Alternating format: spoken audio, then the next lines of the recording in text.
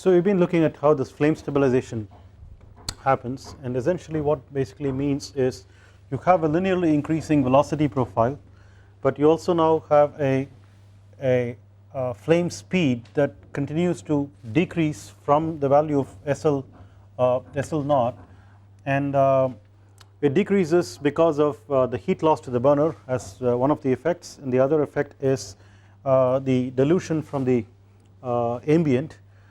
For like, let's say we are looking at the fuel lean flame, and therefore if you now have a air that's coming in and diluting this, it's going to decrease the SL further, and you have to keep in mind that as you now get closer to the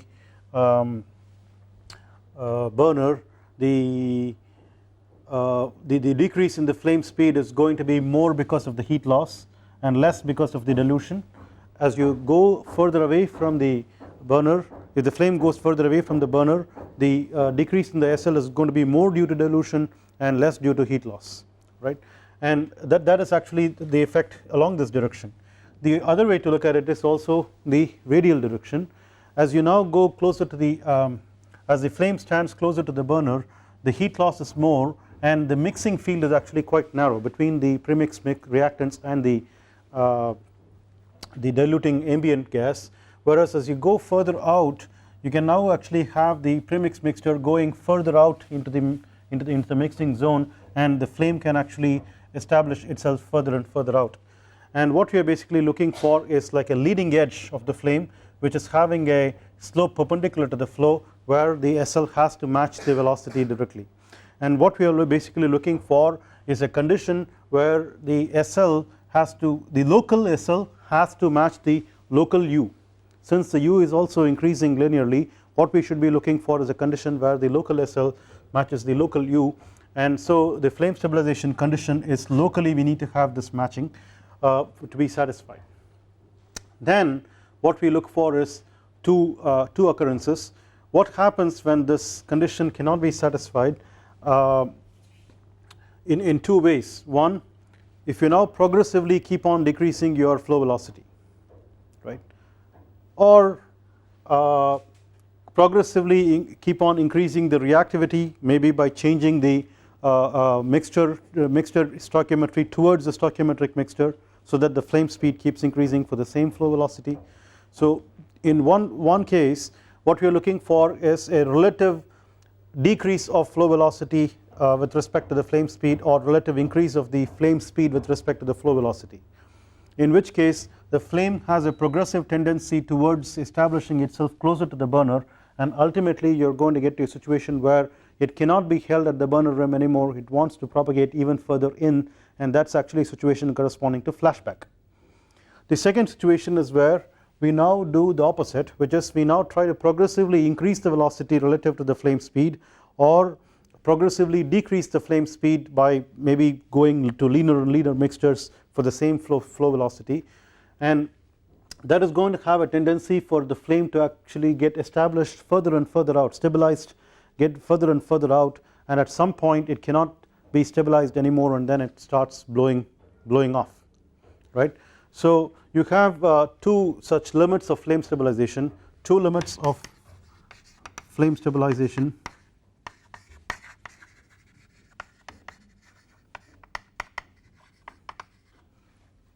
Or one is flashback, the other one is blow off.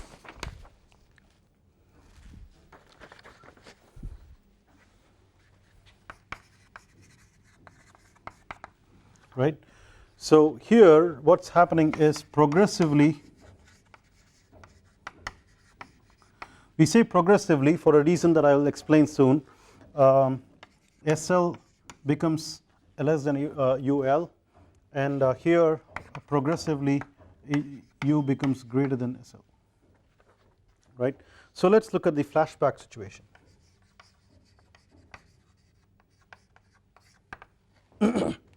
So what we are saying here is, let us suppose that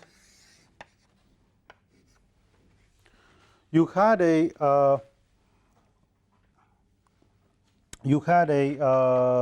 velocity contour that is or velocity profile that is going like this with respect to x, which is r minus r, that is the x coordinate that is measured radially inward from the burner rim.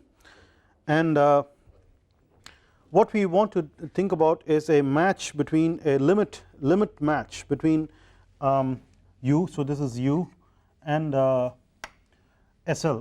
So the SL basically, you see what's going on, the u increases linearly and the SL for most part of the radius of the burner is nearly constant at SL naught, and then it drastically decreases within a short region and then goes to 0 ultimately when you're reaching the what's called as a flame edge, right. So we are looking for a match that would give rise to a situation when we now have a u that is at the most equal to SL. Now what happens is, if you now try to decrease your velocity, you are now going to not be able to actually satisfy this match anymore, and you're now going to have a condition where, let us suppose that this is SL, you're now going to have a condition where the u decreases, and that leads to a flashback.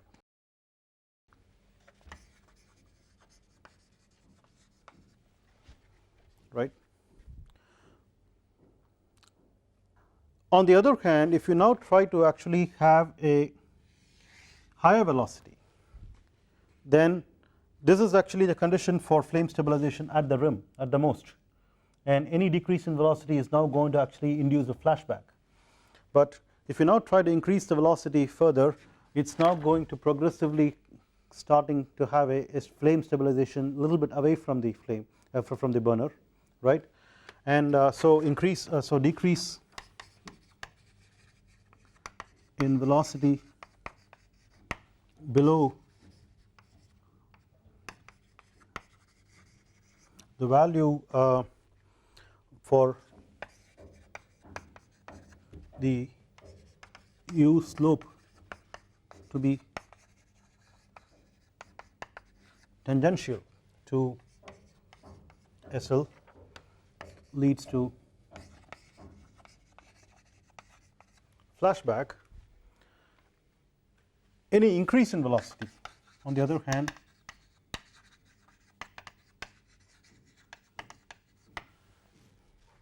leads to flame stabilization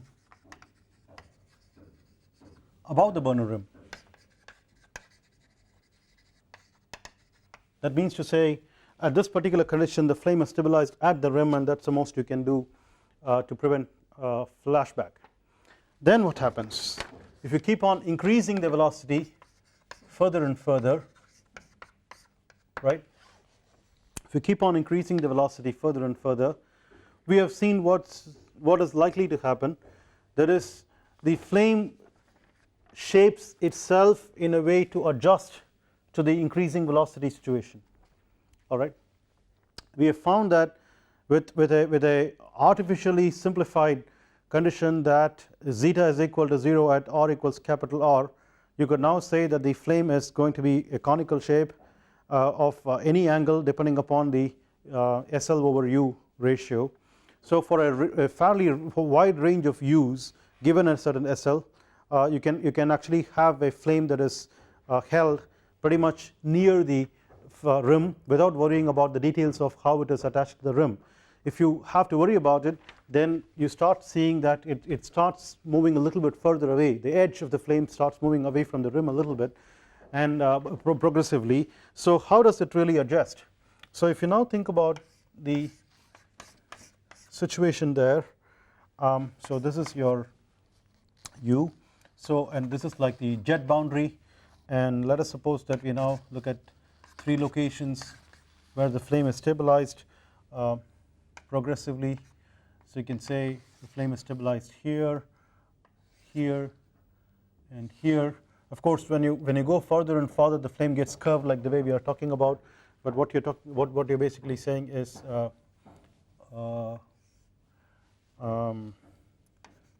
let's look at these three conditions.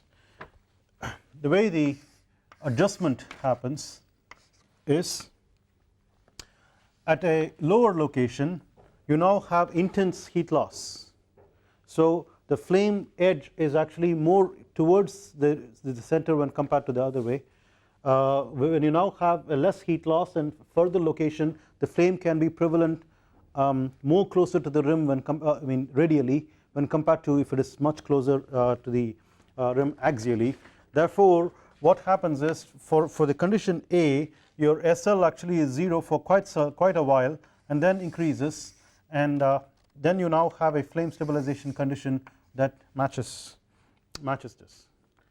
If you now try to increase your velocity to a, let's say, a higher value, the linearly increasing profile would increase this way, and the flame now begins to actually so the flame speed now begins to increase in such a way that you now have the match happening over here. What this basically means is, of course, looking at how this curve looks like, maybe I should have drawn it with a slightly greater slope than what or lesser slope than what I have done, but essentially what this means is when you now increase your velocity, the flame is getting pushed up, therefore the heat loss is less. So what it basically means is, if you now think about a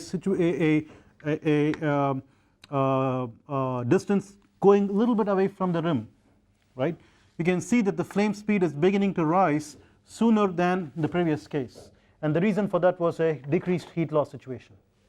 All right, and then you could still continue to have that happen if you now think about another velocity where you now increased, but then you're really getting pushed to the corner beyond a point. As you now get the flame speed to increase because of less heat loss, you are progressively, so this is actually A, this is B, this is C, progressively you're going farther and farther away, and then the other mechanism of the dilution trying to decrease the flame speed is going to come in. So the rate of increase of this flame cannot actually happen so soon from the rim, and there is a cap on how much it can increase, that is the SL naught. So beyond this point you cannot really have a further increase in velocity admitted by the flame, right, and this is a mechanism of destabilization of the flame leading to a blow off condition,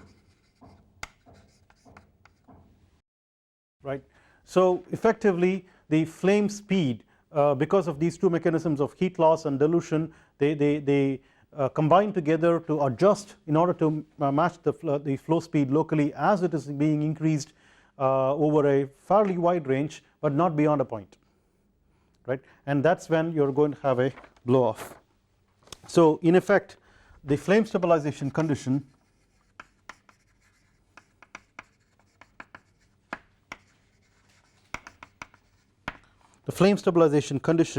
is that you need to have a SL equals U at G equals 0 minus, that is to say just upstream of the flame, the notation used previously. And if you use now let's say Y is the distance of the flame base above the burner, then partial SL over partial Y now should be greater than partial U over partial Y, G equals 0 minus, again just upstream, right. So this is typically the condition that we are looking for when we have an equality. So when dou SL over dou Y equals dou U over dou Y, G equals 0 minus, this leads to a blow off, right. What I would like to point out is one thing here: blow off is not the same as extinction of the flame.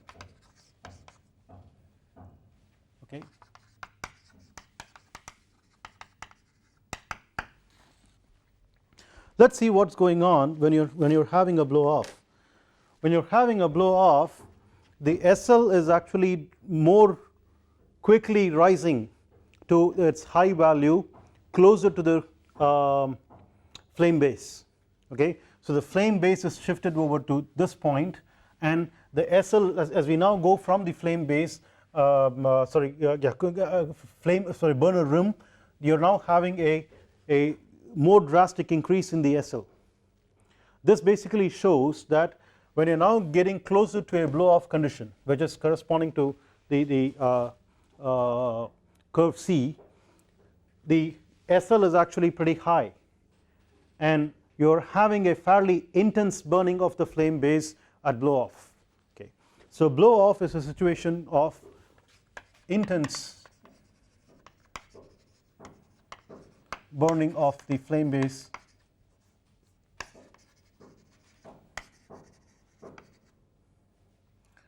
at blow off. Extinction is the opposite of this. Extinction is where you are progressively starving the flame of reactant mixture, right. So effectively the reactivity is coming down further and further, and since you now have a heat loss situation and a dilution situation that further decreases the SL at the flame base, so the flame base is the place where you are going to actually have the biggest hit on the intensity of burning for a extinction situation, where on the whole the flame is being starved of reactants and the reactivity is coming down, the burning intensity is coming down. It's going to actually be the worst at the flame base because of the heat loss and the dilution. So burning, so I should use the right word there. So opposite effect, least intense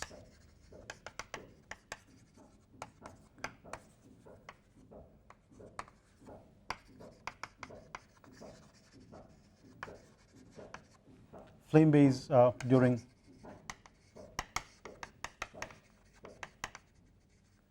extinction.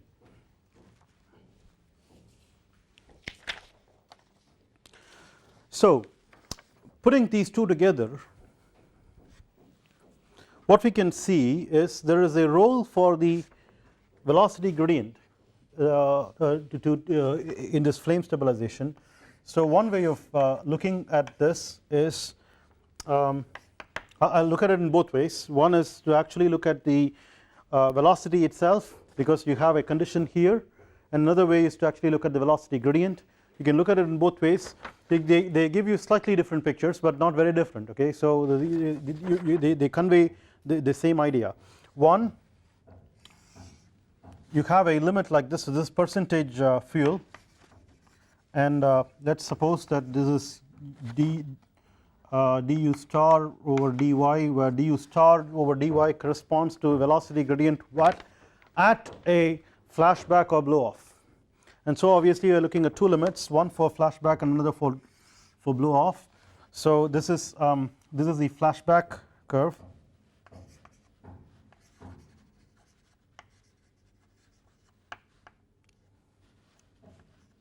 right, and this is the blow off curve.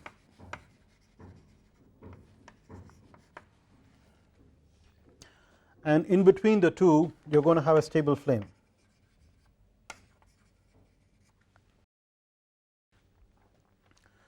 Right, and see what's happening here. The flashback curve is non-monotonic, so it's increasing and then going back again.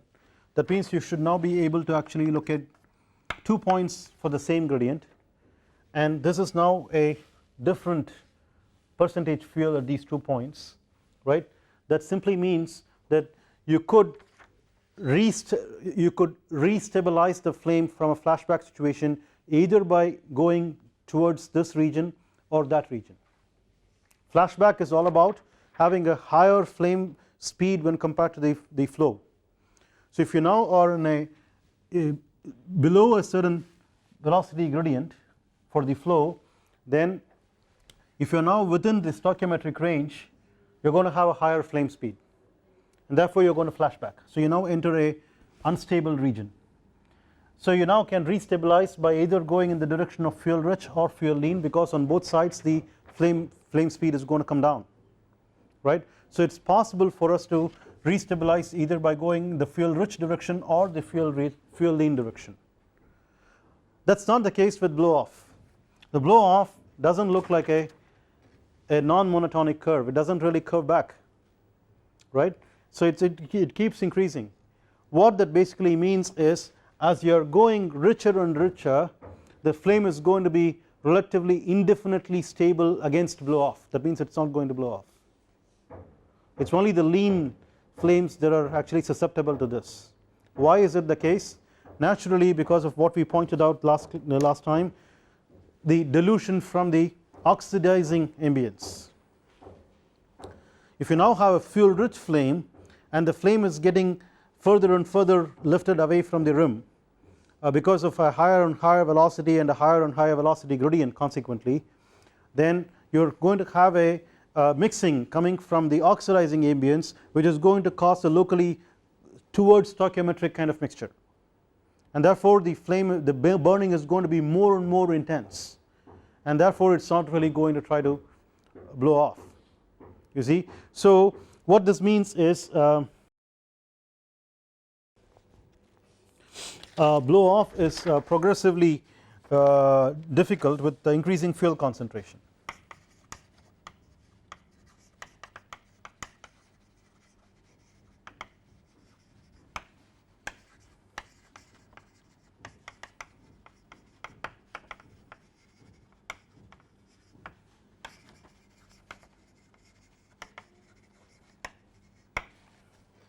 Right, and because burning intensity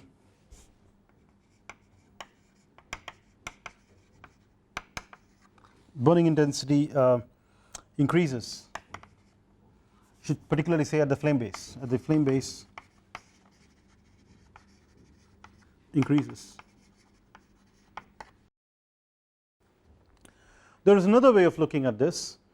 Of course, the question that you have to ask immediately is, what if I actually burn this in an inert environment? Is it okay if I now have, like, let's say a nitrogen ambience in which I have a reactant mixture that is coming out through the burner, right? What happens then? I'm going to allow for a nitrogen to dilute through the sides regardless of whether it's fuel rich or fuel lean. Should I expect the blow off to actually be happening for fuel rich mixtures as well? Yes, sure enough, correct. So there is a different way by which we can look at that, which is a broader stability map, so to speak. So here we just look at it in terms of velocity directly instead of velocity gradient. The picture doesn't change significantly, at least in a qualitative way. So if you now plot fuel concentration on the x axis or the horizontal axis as opposed to the vertical axis that we did earlier, then let's now say we are somewhere in the stoichiometric, somewhere here,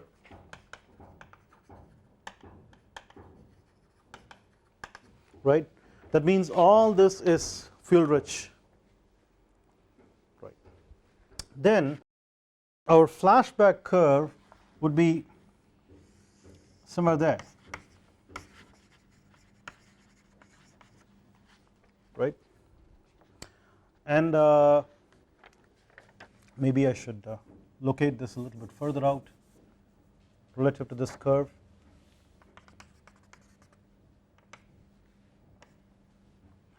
And then you have a blow off curve that keeps going like that.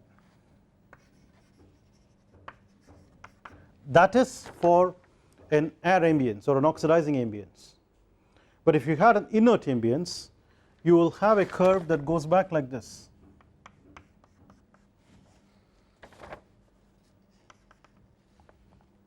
So this is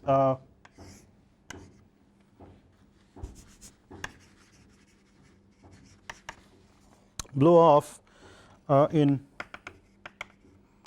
inert ambience,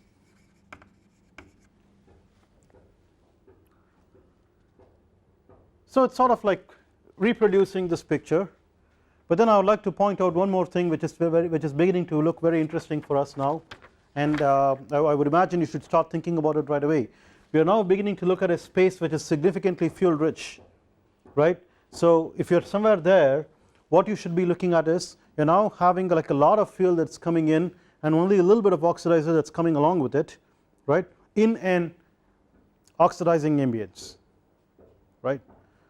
What if I did not have any oxidizer at all here? It's highly fuel rich to the point of being only fuel in an oxidizing ambient. What would I get?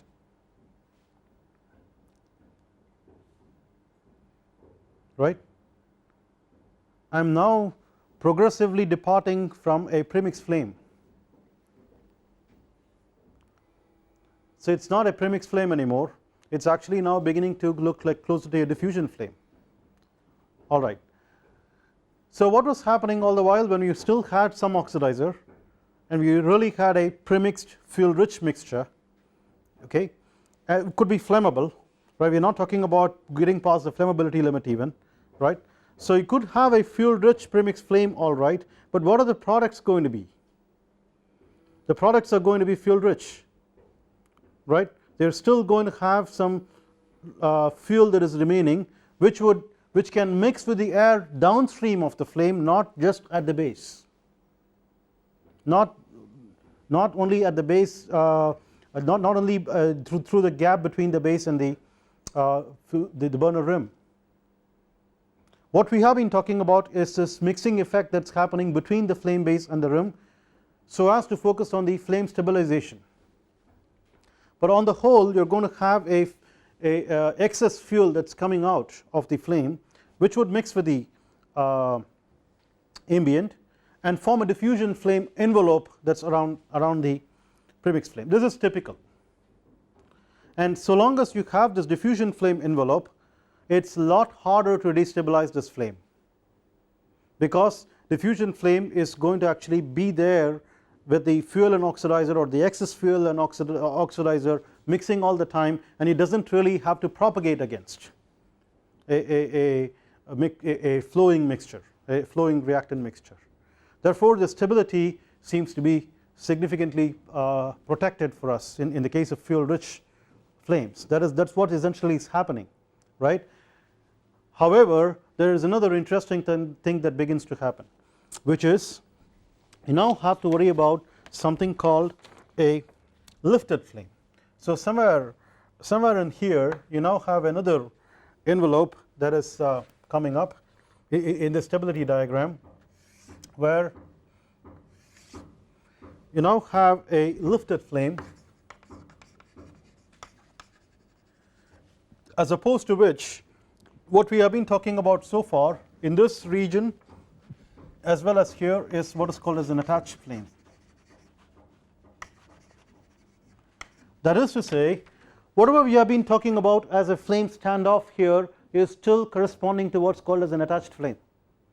We are magnifying the region in the vicinity of the burner rim corner particularly and trying to decipher this standoff, but this is still an attached flame.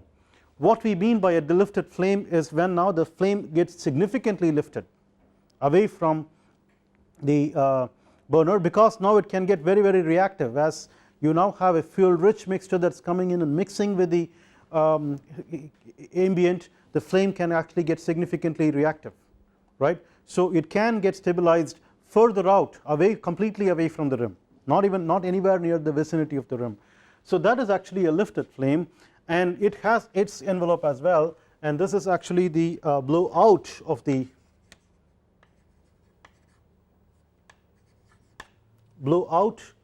lifted flame. This means this is an edge where the lifted flame also blows out.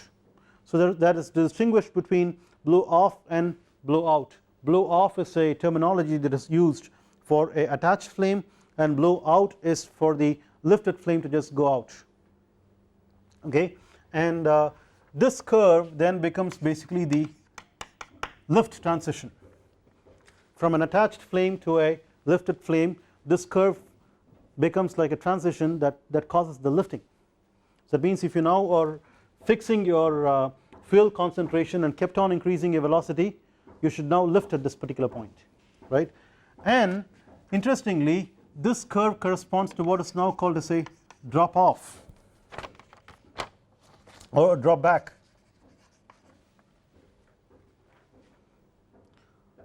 What does that mean? If you now have a difference between these two, right, what that basically tells you is, if I now have a burner and I keep on increasing my velocity and I now have the attached flame trying to desperately hold on to the burner by giving way, it's kind of like elastic thing, right? So the flame is trying to actually get pushed a little bit further and further but still attached, and then it lifts, okay, and then it is actually burning there, and you're like, oops, let me just bring back the velocity so that it can attach. Nah, it won't. It would stay lifted until you decrease the velocity significantly lower than the point when you cause this lifting to happen. That's what is called as a hysteresis, right? So what's going to happen now at that velocity is not going to actually cause a drop back right there. You need to come down to a much lower velocity for the drop back to happen, because now the flame has found a new home where it has got stabilized and it's beginning to get comfortable there. It's going to stay there even if the velocity were lower and would allow a attached flame to happen. So the question of whether you're going to have a lifted flame or an attached flame now begins to depend on which way are you approaching in your velocity direction, for example, right? If you're now going in the increasing direction of velocity, you would stay attached until you went there.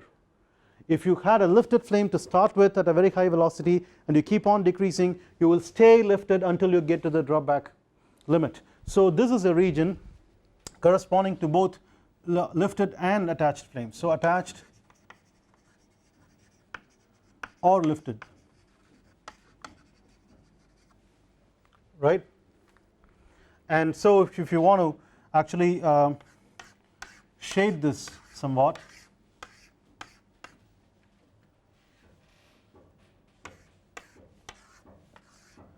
you see this region is now going to take shadings from both, and is a common point for both.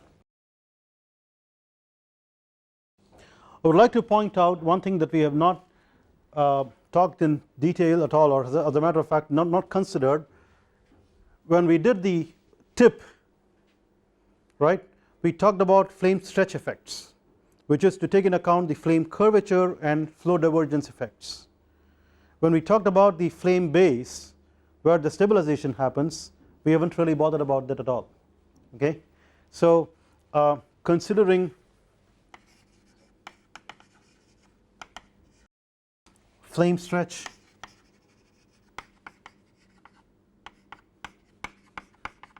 effects on flame stabilization alters the concept somewhat. So we could do this. We could do this. We know how the SL changes with flame curvature and flow divergence, as we have seen yesterday, and we could take into account a diluting environment and a progressively changing fuel concentration or reactant concentration effect on SL. So you can take into account a spatially varying SL because of spatially varying concentrations of reactants, and all these things can be taken into account in like a computation, right? In a way we want to calculate this and take this into account, and that changes things somewhat. The other thing that I would like to point out is what we have been primarily talking about is flame stabilization over a burner rim, right? But in general we could be talking about flame propagation in a duct. So for example, when you now think about like a flashback, we'll say, okay, fine, let it flash back and see what happens, right? So how does the flame propagate further down into the duct? So there are some things that I would like to just say about flame propagation through the duct before we get to the next step.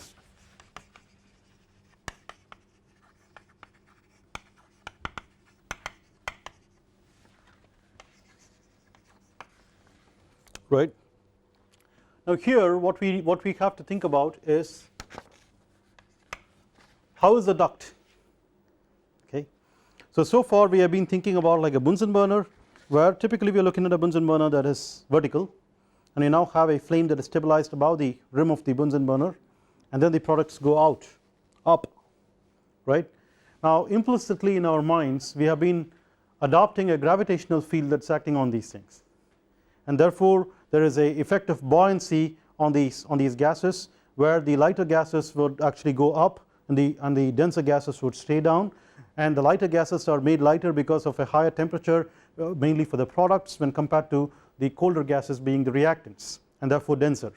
And so long as you now have a flame that is demarcating denser gases being down here and the lighter gases being above, that is where they belong, so nothing is difficult or different, right. So what we would like to think about is a horizontal duct, for example, and you now may fill this with a reactant mixture, let us suppose methane and methane air, right. Keep it open on both sides for your safety, you don't want to have transition to detonation here, right.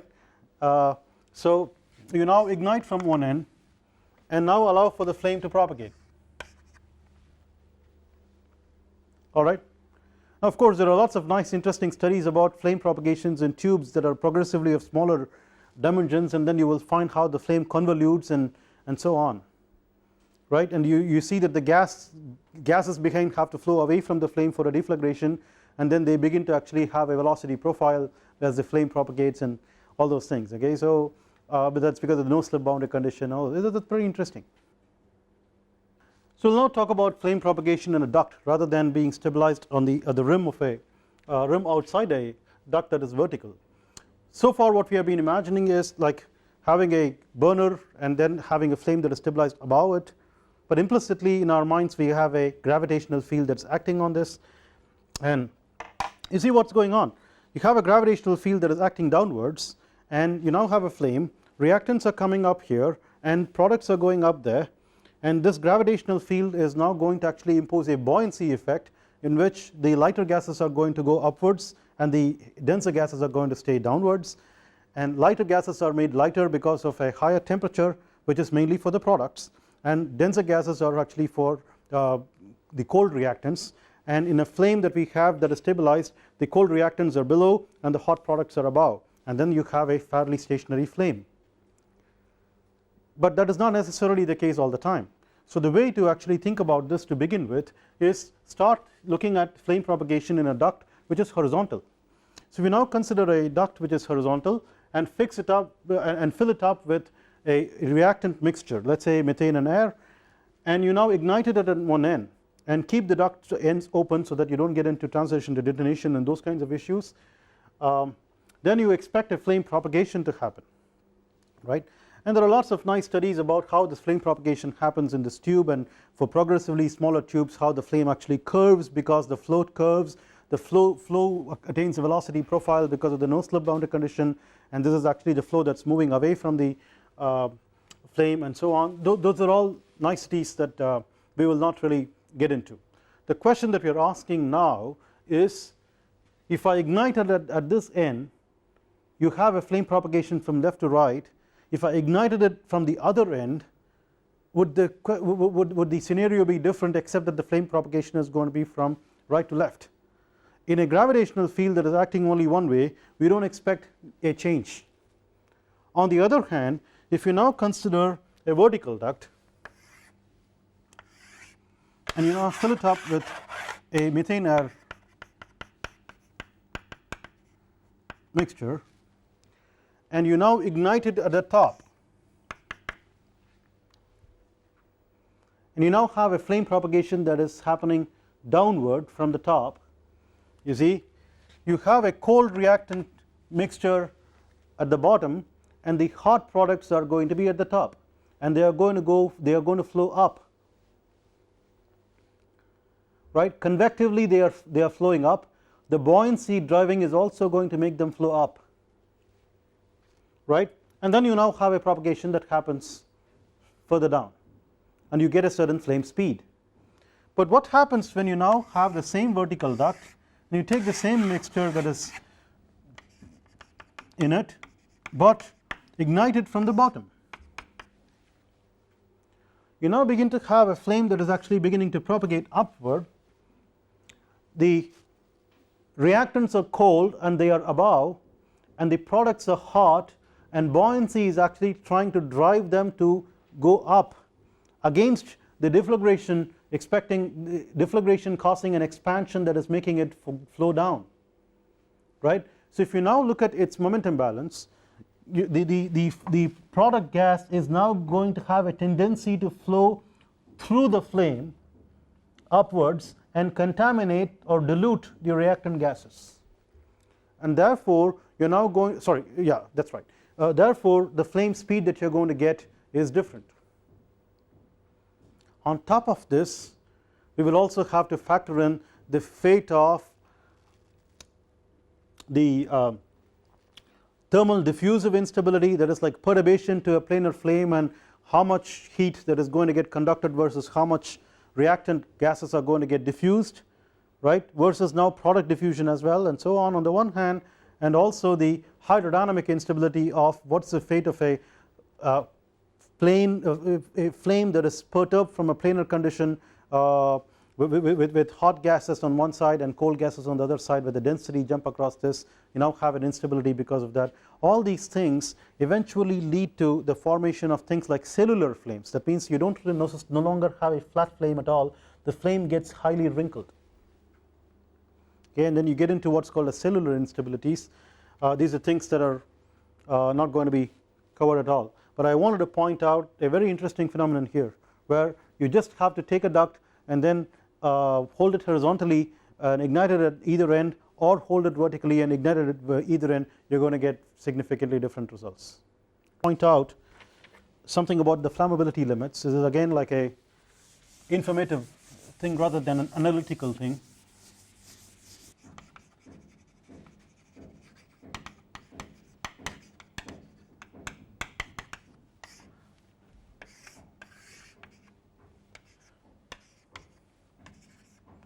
So we had this kind of a curve right at the beginning to look at the dependence of SL on physical and chemical parameters, and what we found was the flame speed actually increases and decreases about a point of phi equal to 1, the equivalence ratio 1, slightly peaking towards fuel rich side, and in fact this is actually something that could be obtained by doing measurements on a Bunsen burner at the shoulder of the flame to look at what its angle is with respect to the incoming flow, or you could actually look at a glass tube apparatus measured set up like this and then ignite it at this end and then see what happens, or you could also have a spherically propagating flame.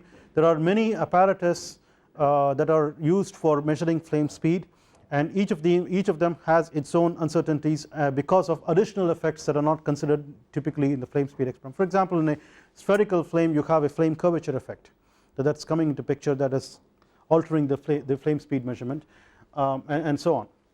Now what we are talking about here in the context of flammability limits is something that we found the other day, that is we have the flame speed decrease on either side from the maximum and then stop.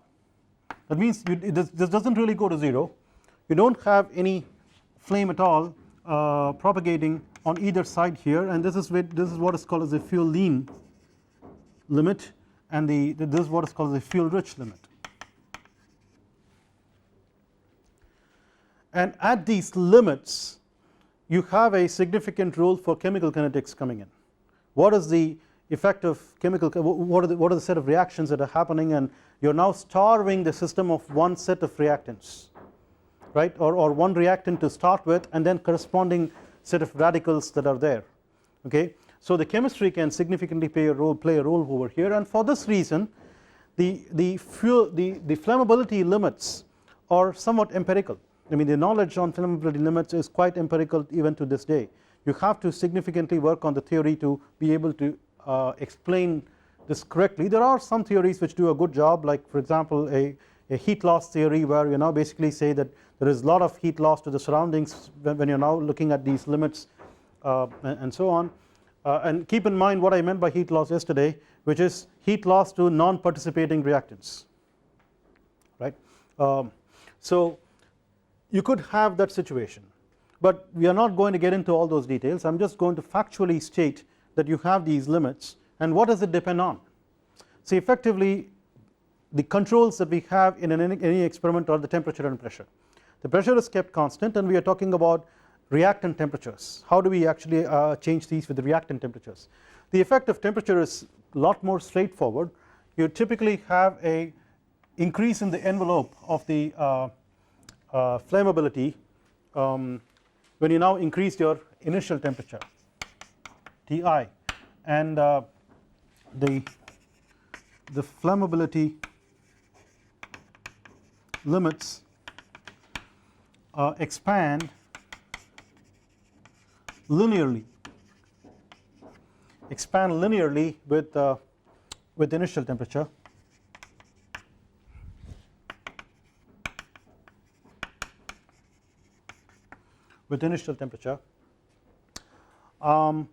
And this linear, so that means you can think about like a coefficient, in the sense what is the rate at which the fuel lean limit expands as you increase the temperature, and how does the fuel rich limit expand as you increase the temperature per unit degree, for example, right. So what you will find is the slope. If you now try to actually look at how the slope of the limit change is with temperature, you will find that the coefficient or the slope for this relationship is higher for the fuel rich limit. That means the fuel rich limit changes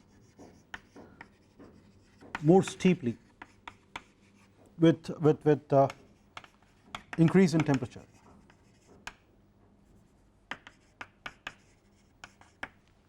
right. So that is to say, basically, you know, this gap should be quite less when compared to that gap, although this picture doesn't reflect that significantly, okay.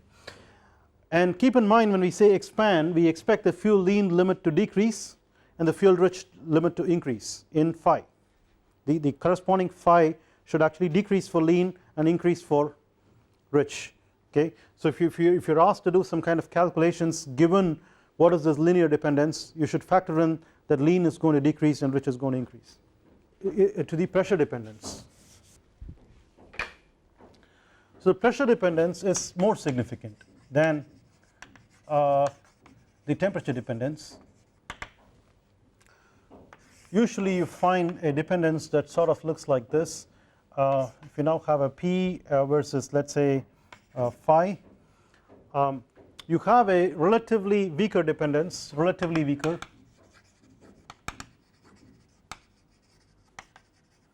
for the lean limit, I'm sorry. Still it's sort of linear, okay. So over a range of pressures it's weakly linear, and then almost remains constant over a smaller range if you think about it, and then flattens out beyond at a certain low pressure, beyond which you just have no flammability at all. But then it is more sensitive at the rich limit. So this is the rich limit and this is the lean limit. If you now look at how this works, this is actually controlled by like a second order mechanism at low pressure, and this is controlled by a first order mechanism at high pressure. High pressure or low pressure could be substantially on either side of atmospheric, right. So we are now looking at tens of bars over here. This is subatmospheric pressure over here, okay. And one more thing I would like to point out in these kinds of things is the duct diameter plays a role. Plays a role in determining the flammability limits, typically for small ducts. So if you now look at small ducts, as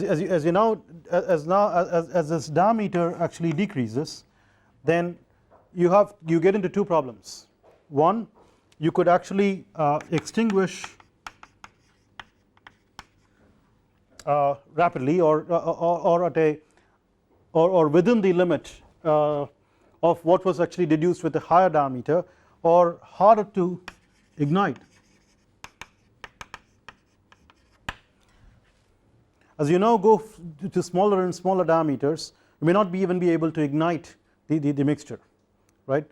And this is typically true at lower and lower pressures.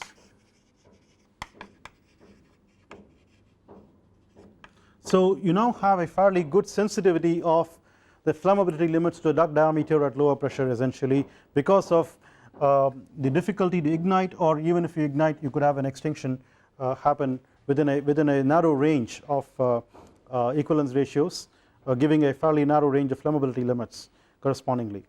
And I'd like to point out that this leads to something called quenching, which we will discuss next.